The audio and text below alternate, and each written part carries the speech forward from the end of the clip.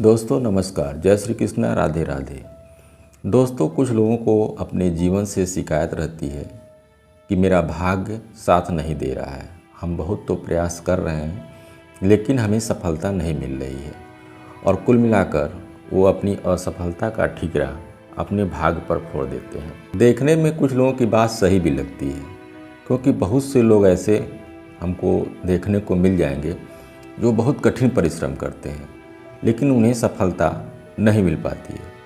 वहीं दूसरी ओर इस विचारधारा के लोग भी हैं जिनका मानना है कि कठिन परिश्रम से बड़ा लक्ष्य हम हासिल कर सकते हैं।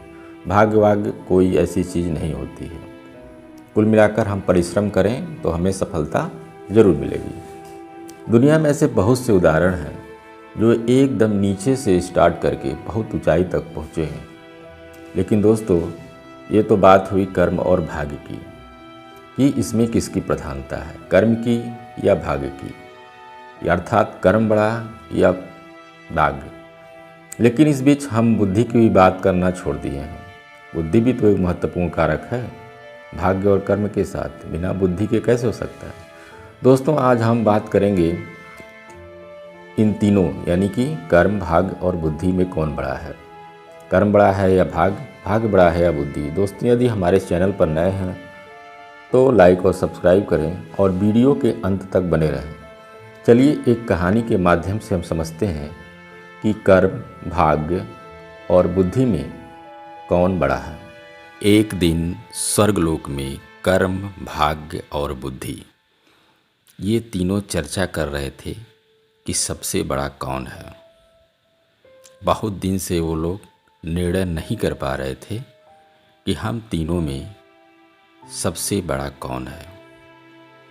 एक दिन नारद मुनि पास से गुजर रहे थे तो उन्होंने देखा कर्म, भाग्य और बुद्धि आपस में किसी बात को लेकर झगड़ रहे हैं। तो नारद मुनि उन तीनों के पास गए और पूछा कि आप तीनों किस बात पर इतना झगड़ा कर रहे हो। तब कर्म, भाग्य और बुद्धि ने बोला, हे नारद मुनि, अब आप ही विचार करके बताइए कि हम तीनों में से कौन महान है। तब नारद मुनि हंसते हुए कहे, ठीक है, लेकिन इसके लिए आप तीनों को पृथ्वी लोक में जाना होगा और 1 सप्ताह तक साधारण इंसान के साथ रहना होगा। आप तीनों में से जिसके प्रभाव से उस इंसान का भला होगा उसी को महान घोषित किया जाएगा।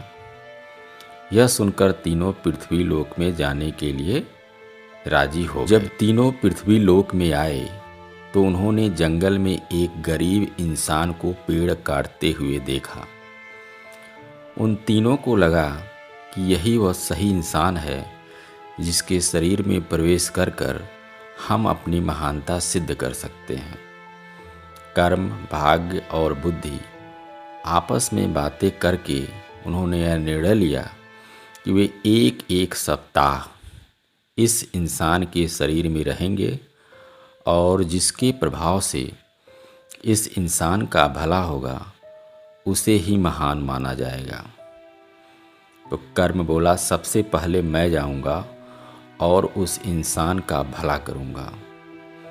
कर्म उस इंसान में प्रवेश करते ही उसका कर्म क्षमता दोगुना हो गया और वो प्रतिदिन जितनी लकड़ी काटता था उससे ज़्यादा काटने लगा।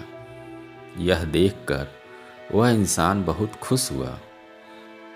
पहले से ज़्यादा लकड़ी तो काट लेता था लेकिन वह उतना ही लकड़ी बाजार लेकर बेच पाता था जितना कि पहले बेचता था, क्योंकि ज़्यादा लकड़ी ले जाने के लिए उसके पास कोई सामान नहीं था, यानी यातायात का कोई साधन नहीं था। इसी तरह 7 दिन तक उसने ज़्यादा लकड़ी तो काट लिया लेकिन उन सबको मार्केट में बेच नहीं पाया और उसकी हालत में कोई सुधार नहीं हुआ। यह देखकर कर्म बहुत निराश हुआ और उसके शरीर से बाहर आ गया और निराश होकर के स्वर्ग। यह देखकर भाग्य बोला, कर्म तो उसको धनवान नहीं बना पाया, अब मैं उसको धनवान बनाऊंगा। यह कहकर भाग्य उस गरीब इंसान के शरीर में प्रवेश कर गया। भाग्य के शरीर में प्रवेश करने के कुछ देर बाद जंगल में उस गरीब इंसान को बहुत ढेर सारा धन मिला। उस धन को पाकर वह खुशी से झूमने लगा। धन को कैसे संभाल कर रखते हैं और कैसे सही जगह पर उसका उपयोग करते हैं, इसका ज्ञान उसको नहीं था और उसने सारा धन खर्च कर दिया। यह देखकर भाग्य भी बहुत निराश हुआ और वह भी उसका साथ छोड़ करके स्वर्गलोक। बुद्धि ने भाग्य से कहा, देखना मैं कैसे इसको धनवान बनाता हूँ। बुद्धि उस इंसान के मस्तिष्क में प्रवेश कर गया और जब वह प्रवेश किया तो उसको ज्ञान की प्राप्ति हो गई। उसने अपने कुल्हाड़ी की धार तेज की और जंगल चला गया लकड़ी काटने।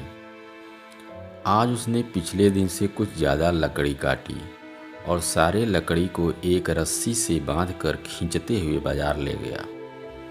उसने पहले से आज थोड़ा ज़्यादा पैसा कमाया और उस पैसे से उसने एक कुल्हाड़ी खरीदी। अब उसके पास 2 कुल्हाड़ी थे और जब लकड़ी काटते काटते एक कुल्हाड़ी का धार खत्म हो जाता था तो वह दूसरी कुल्हाड़ी के इस्तेमाल करके लकड़ी काटता। इससे वह पहले से ज़्यादा लकड़ी काट पाता था। इन सब लकड़ियों को बेचकर वह पहले से ज़्यादा पैसा कमाने लगा। अब उसके पास उस पैसे को सही जगह खर्च करने का ज्ञान हो गया था। देखते देखते 7 दिन में ज्ञान की मदद से उसने बहुत पैसे कमा लिए। 7 दिन के बाद बुद्धि का समय खत्म हो गया और वह स्वर्गलोक चला गया। स्वर्ग में जाकर बुद्धि कर्म और भाग्य से बात ही कर रहा था। उसी समय नारद मुनि उसके पास आए और पूछा, आप लोग धरती पर गए थे क्या? तब कर्म, बुद्धि और भाग्य नारद मुनि से कहते हैं, जी हाँ, हम लोग धरती पर गए थे और साथ ही कर्म और भाग्य। नारद मुनि से कहते हैं, हे नारद मुनि, बुद्धि ही महान है, क्योंकि जहाँ बुद्धि होती है वहाँ कर्म और भाग्य अपने आप ही चला जाता है। इसलिए बुद्धि को महान कहा गया है। दोस्तों, अगर ये कहानी आपको पसंद आई हो तो हमारे चैनल को लाइक और सब्सक्राइब करें। धन्यवाद।